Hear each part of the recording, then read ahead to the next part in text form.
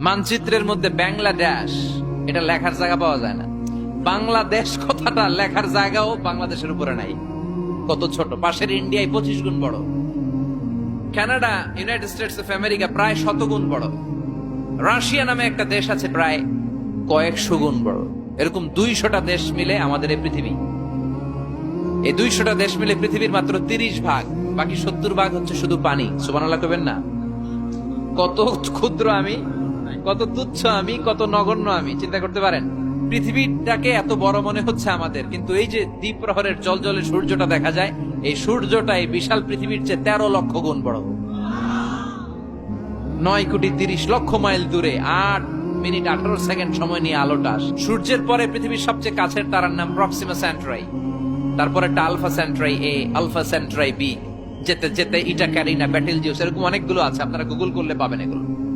এই যে battle Zeus তারা, যে সূর্য পৃথিবীর চেয়ে 13 লক্ষ গুণ বড়, ওই ব্যাটেল জিউস তারাটা আবার সূর্যের চেয়ে 33 কোটি গুণ বড়। তাহলে এতক্ষণ পর্যন্ত বোঝা যাচ্ছে ব্যাটেল জিউসই মনে হয় বড় না। ব্যাটেল জিউস এত ক্ষুদ্র তারা, এটার কোনো নাম নিশানাই নাই অন্য তারকার সামনে। চিল্লায় কোন আল্লাহু আকবার। এরকম লক্ষ লক্ষ অযুত, লক্ষ নিযুত, কোটি, million, billion, trillion, zillion, pillion, অট্রিলিয়ন তারা নিয়ে আমাদের গ্যালাক্সি গঠিত। আমাদের এই গ্যালাক্সির নাম মিল্কি ওয়ে। কি নাম? আমাদের গ্যালাক্সির পরে সবচেয়ে কাছের গ্যালাক্সির নাম অ্যান্ড্রোমেডা। আমাদের গ্যালাক্সি থেকে অ্যান্ড্রোমেডায় পৌঁছতে আলোর গতিতে কেউ যদি পৌঁছতে চায় তাহলে 2.5 মিলিয়ন লাইট ইয়ার সময় লেগে যাবে। 2.5 million light year. Light year মানে আলোকবর্ষ। আলোকবর্ষ বললাম এজন্য, মানে আলোর গতিতে যদি আপনি ছোটেন। এই পৃথিবীতে আবিষ্কৃত সবচেয়ে দ্রুত গতিসম্পন্ন যে উপাদানটা পাওয়া গিয়েছে সেটার নাম লাইট, মানে আলো। সেটা কি? এই আলো 1 সেকেন্ডে ছুটে 1,86,000 মাইল বেগে। সুবহানাল্লাহ। বাড়িতে গিয়া 1 সেকেন্ডে 1 লক্ষ, 1 ঘন্টায় না কিন্তু, 1 মিনিটেও না, আরে 1 সেকেন্ড কইতে 2 সেকেন্ড লাগবে। কথা কন?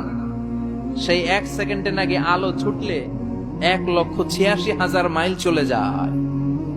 তো আলোর গতিতে গতিসম্পন্ন কোন রকেট, যেই রকেট আলোর গতিতে ছুটবে, এরকম কোন রকেট যদি আপনারা বানাতে পারেন, তাহলে আমাদের গ্যালাক্সি থেকে, আমাদের মিল্কি ওয়ে থেকে আমাদের সবচেয়ে কাছের গ্যালাক্সি অ্যান্ড্রোমেডাতে পৌঁছতে আপনার 25 লক্ষ বছর লেগে যাবে। চিল্লায় পড়েন না আল্লাহু আকবার। এই প্রথম আকাশের মহাশূন্যটাকে এরকম তারা দিয়ে সুশোভিত করে দিয়েছে কে? রাতের বেলা তারার মেলা যদি আপনি তাকান অবাক হবেন। এখন তো তারার সৌন্দর্য দেখা যায় না লাইটিং ফাইটিং এর কারণে। আগে যখন গ্রামে আসতাম দেখতাম কি সুন্দর তারা, সুন্দর সুন্দর তারা আছে। সবচেয়ে উজ্জ্বল একটা তারা আছে, এটার নাম ধ্রুব তারা। কি তারা? ধ্রুব তারা। একটা আছে শুক তারা। 60টা তারার একটা চ্যানেল আছে, এটার বলে সপ্তর্ষি মণ্ডল। অনেকে রাতের তারা টারা চিনে না। আগের নাবিকরা আকাশের তারা দেখে পথ চলতো। সুবহানাল্লাহ পড়েন। এই তারকারাজি দিয়ে প্রথম আকাশের মহাশূন্যটাকে সাজিয়ে দিয়েছে কে? এরপরে সূরার প্রথম রুকুর শেষে আল্লাহ বললেন, ওয়াসিররু قولكم أو اجهروا به إنه عليم بذات الصدور ألا يعلم من خلق وهو اللطيف الخبير। আল্লাহ বলেন, তুমি গোপনে কিছু বলো কিংবা প্রকাশ্যে বলো, তুমি যাই বলো না কেন, কথাগুলো শোনে কে? আপনি আওয়াজ করে, এই যে আওয়াজ করে আমরা কথা বলতেছি, শুনে কে? আওয়াজ বন্ধ করে মনে মনে ভাবতেছি, ওইটা মনে আল্লাহ শোনে না? কথা বলেন। 7 আকাশের উপরে আল্লাহর আরশ, ওই আরশের উপরে আল্লাহর অবস্থান। 7 জমিনের নিচেও যদি কোনো পিঁপড়া নীরবে নিঃশব্দে হেঁটে যায়, আল্লাহ বলে এত উপর থেকে আমি ওই পিঁপড়ার হেঁটে চলার পায়ের আওয়াজটাও শুনতে পাই। কেউ যেটা শোনে না, শুনে কে? এরপরে আল্লাহ বললেন, হুয়াল্লাযী জাআলা লাকুমুল আরদা যালুলান ফামশু ফি মানাকিবিহা ওয়া কুলু মির রিজকি ওয়া ইলাইহিন নুশুর। আল্লাহ বললেন, তিনি এমন সত্তা যিনি তোমাদের জন্য জমিনটারে সমতল বানিয়ে দিয়েছেন। জমিনের যেখান দিয়ে প্রয়োজন হেঁটে যাও আর রিজিক তালাশ করো, কিন্তু সবশেষে তার দিকে ফিরে যেতে হবে। ঠিক কিনা? জমিনটারে সমতল করলো কে? আজকের এই প্যান্ডেলটা সমতল না? কথা কন না উঁচা নিচা? আজকে এদিকে যদি উঁচা হইতো, এদিকে নিচা, এদিকে খাদ, এদিকে গর্ত, এদিকে আবার উঁচা, বসতে পারতেন? কি সমতল! বিমান থেকে নিচের দিকে তাকালে এটা ভালো টের পাওয়া যায়। মনে হয় সবুজ কার্পেটিং করা, এটা একটা কার্পেট, এটা একটা কার্পেট, কার্পেট কার্পেট, পুরো বাংলাদেশটা মনে হয় যেন আল্লাহ তাআলা সবুজ কার্পেট দিয়ে ডেকোরেশন করে রেখেছে। আল্লাহ বলে সবুজ কার্পেট দিয়ে ডেকোরেশন করেছি দেখে ভেবে নিও না তোমরা বেঁচে গেছো। নাফরমানি আর গাদ্দারি করলে সবুজ কার্পেটের ভিতরে আগুন আছে না নাই? কি মেকানিজম? উপরে কার্পেট, নিচে আগুন। কার্পেটের নিচে কি? আল্লাহ কোরআনে কসম কেটেছেন, ওয়াল বাহরিল মাসজুদ, ফুটন্ত সাগরের পানির কসম। দুনিয়ার কোন সাগরের পানি গরম না, সব ঠান্ডা, কিন্তু আল্লাহ বললেন ফুটন্ত টকবকে সাগরের পানির কসম আমি খেলাম। অনেক গবেষণা হলো এই সাগরের পানি নিয়ে। আমেরিকান নেভাল একাডেমির এক চিফ ইঞ্জিনিয়ার উনি বললেন কোরআনে পাওয়া গেল টকবকে সাগরের পানির কসম, কিন্তু সাগরের পানি তো ঠান্ডা, এখানে গরম আসলো কোত্থেকে? আসলে আল্লাহ সাগরের নিচে যে গরম মজুদ রেখে দিয়েছেন ওইটার দিকে খেয়াল করে বলেছে।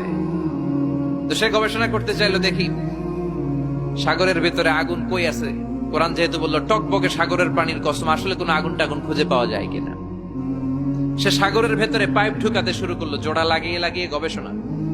তো পাইপ যেতে যেতে অনেক সাগরের গভীরতা শেষে তলা পাওয়া গেল।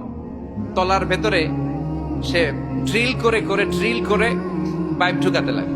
সে পেয়ে গেল মাটির স্তর, এরপরে পাললিক শিলার স্তর। পৃথিবীর ভিতরে কিন্তু অনেকগুলো স্তর আছে জানেন? এই যে পানিগুলো আমরা নষ্ট করি, এই পানি কিন্তু খাই, আমাদের পেশাবই আমরা খাই। আমাদের এই প্রস্রাবও যদি পৃথিবীর 4-5টা স্তর শেষে নিচের দিকে চলে যায়, এটা মিনারেল ওয়াটারের মতো হয়ে যায়। এই 4-5টা স্তর মাটির ভেতরে রেখে দিয়েছে কে? পাললিক শিলা, রূপান্তরিত শিলা, আগ্নেয়গিরির শিলা। এরপরে যখন সে পাইপ ঢুকাতে শুরু করেছে, সে দেখতে পেল এই পাইপগুলো গলে গলে গলে গলে পানি হয়ে যায়।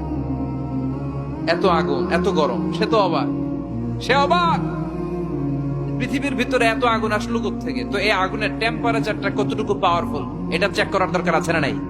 সে বলল, I need fire proof pipe, bring from America. America থেকে ফায়ার প্রুফের পাইপ আনো, পরীক্ষা চালায় দেখি। ফায়ার প্রুফের পাইপ আনা হলো, এবার ফায়ার প্রুফের পাইপ ঢুকাইতে শুরু করছে। সাগর শেষে তলা, পাললিক শিলা, রূপান্তরিত শিলা, আগ্নেয়গিরির শিলা। ওই আগ্নেয়গিরির শিলার পরে যখন ফায়ার প্রুফের পাইপ ঢুকাতে শুরু করেছে, যেই পাইপে আগুন ধরে না, সে দেখতে পেল ফায়ার প্রুফের পাইপগুলো গলে গলে ধোঁয়া আর পানি হয়ে যায়। তাহলে এই সবুজ কার্পেটিং এর নিচে আগুন আছে না নাই? এই আগুন মজুদ করে রেখেছে কে? সে আল্লাহ বললেন, আমিনতুম মান ফিস সামাই আন ইয়াখসিফা বিকুমুল আরদা ফাইযা হিয়া তামুর। তোমরা কি ভেবেছো নাকি সবুজ কার্পেটের উপরে আনন্দে নাচানাচি করবা, আনন্দে লাফালাফি করবা, কিন্তু এই জামিনটারে মুহূর্তের মধ্যে দোলা দিয়ে দিতে পারে কে? খাসাফ মানে হচ্ছে ল্যান্ডস্লাইড, মুহূর্তে ভূমিটা কেঁপে যেতে পারে, পুরো পৃথিবীটা ফাইদা হিয়া তামুর কেঁপে উঠবে।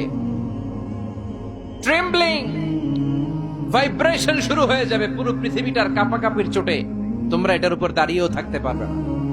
তার মানে নিচে, এই পৃথিবীর নিচে আযাব আর গজব, আগুন মজুদ করে রেখেছে কে? আবার আল্লাহ বলল, উপরের দিকে তাকাও, দেখবা মেঘমালায়, মেঘমালার উপরও আমি আল্লাহর আযাব আছে না নাই?